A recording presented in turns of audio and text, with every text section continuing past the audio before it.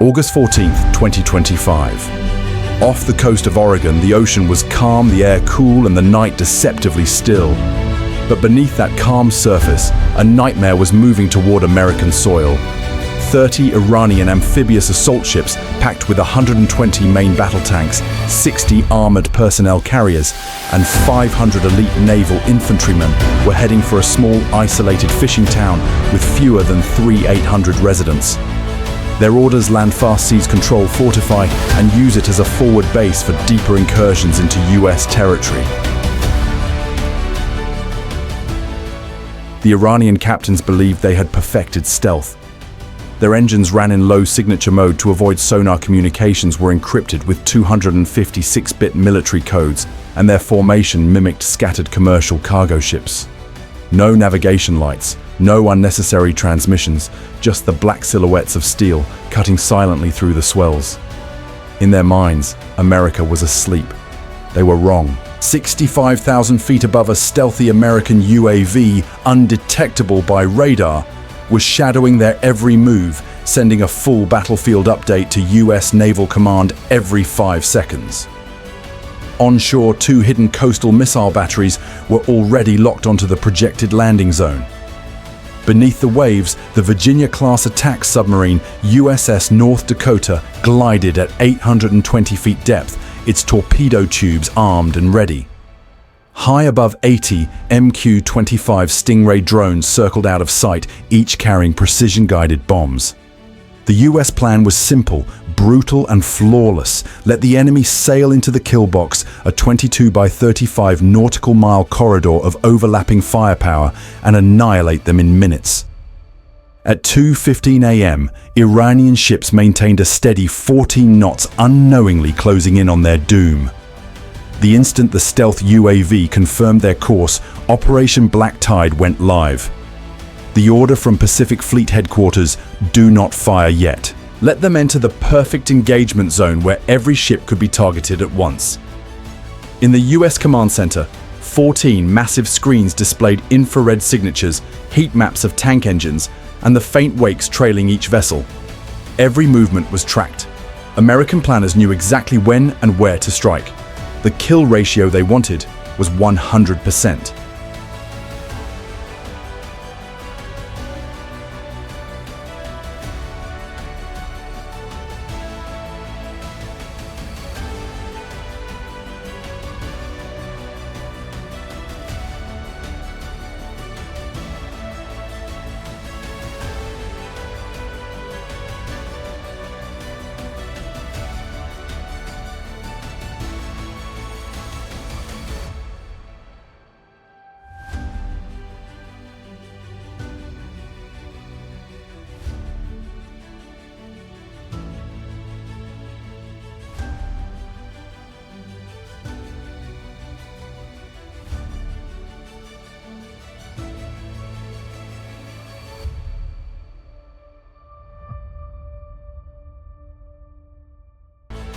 At 2:42 a.m., the Iranian flotilla crossed the invisible line.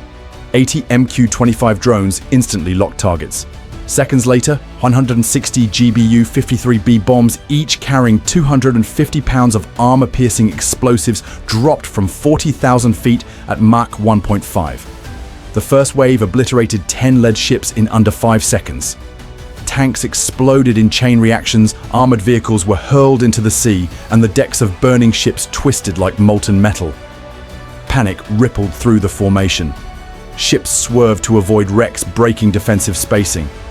That's when the second drone wave struck, another 160 bombs ripping into the center and rear. Ammunition stores detonated, fuel tanks ignited, radar masts snapped and fell. Within 50 seconds of the first strike, 14 Iranian vessels were burning or sinking. Over 180 troops were dead. Dozens more were trapped below deck as fires spread. The USS North Dakota made its move. 4 heavyweight torpedoes launched silently, each striking under the keel where ships are weakest. The detonations snapped hulls in two, sending thousands of tons of steel to the ocean floor in less than 2 minutes. The water churned with shockwaves exceeding 500 psi, enough to rupture internal bulkheads instantly. Iranian comms dissolved into chaos. Captains shouted over one another, some ordering full retreat, others trying to beach their ships on unseen sandbars. None escaped the UAVs above, which executed follow-up strikes with machine precision. By 2:44 a.m., what had been an invasion fleet was now a floating scrapyard of burning hulks, oil slicks, and drifting wreckage.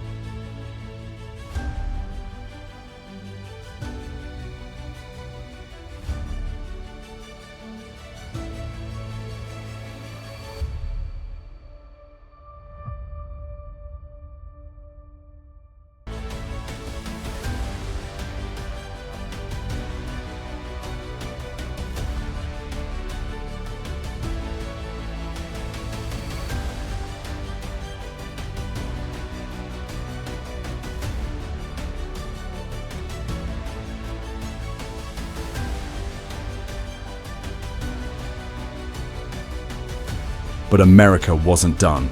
At 2:45 a.m., the surviving ships, barely a third of the original force, were running for their lives.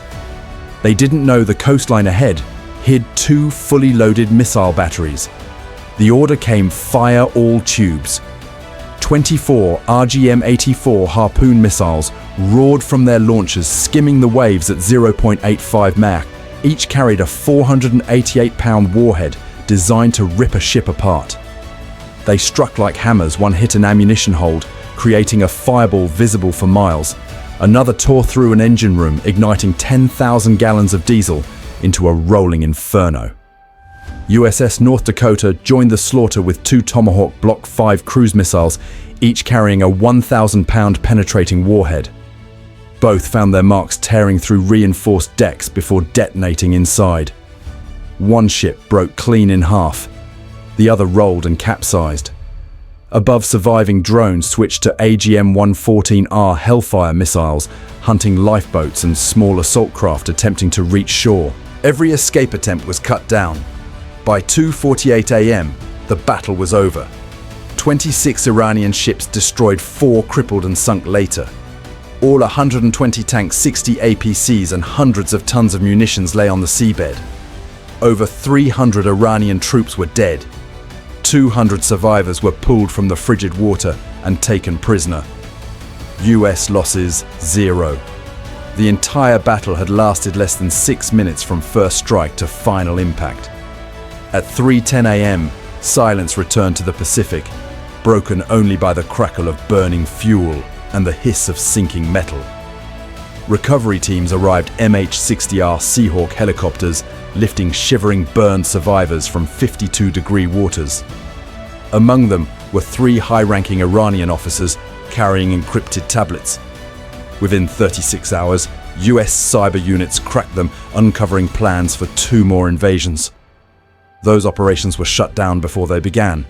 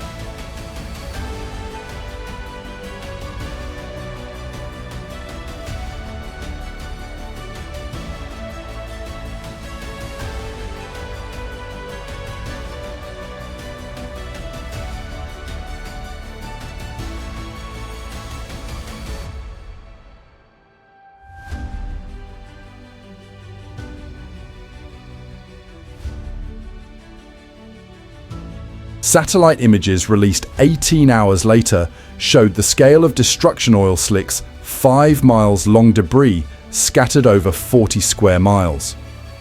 Analysts called it the most decisive naval interception since the Falklands War. In Tehran, officials struggled to explain how their largest amphibious assault in decades had been erased in minutes. For Washington, the message was deliberate.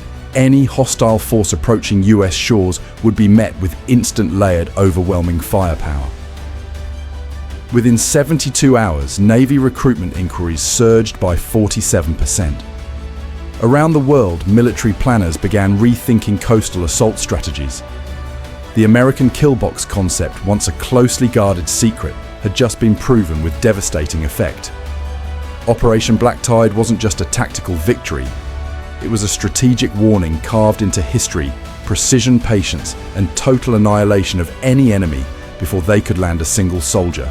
The sea had returned to silence, but it was a silence of deterrence, cold, unflinching, and absolute. If you believe stories like this must be told, remembered, and passed on, subscribe, like, and share, because history's warnings only matter if we choose to hear them.